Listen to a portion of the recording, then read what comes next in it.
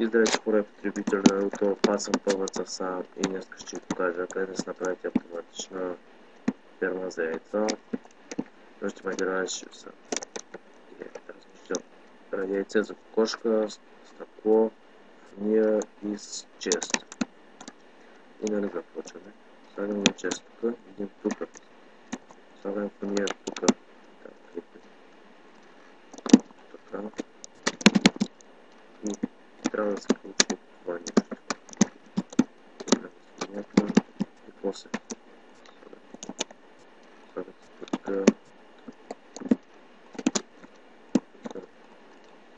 и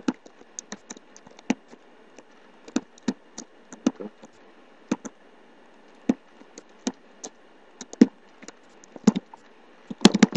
Трябва да почва страни да махате. Дигате така страна отгоре.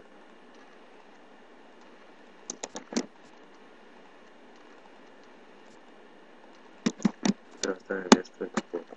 Снимате яйцата и ги чупите. Чупите ги, кошките се разпръскват и дигате така мощче нагоре. Време да бъде по-широко и запушвате по-скоро да не излизат. И така снесете яйцето, отваряте честа, ламиете това тук, сега ще излизат.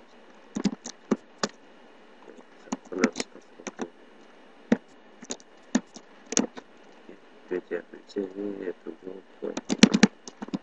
Сега ще ви покажа още един начин, само че с един ченчест, един ченчест така. Слагате го пак. Заобразите.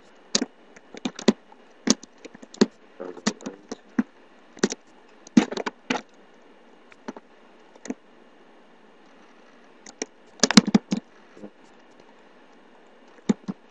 Това е само че за по-малко кошка. Така да пъвате една кошка. Искате по-малко така.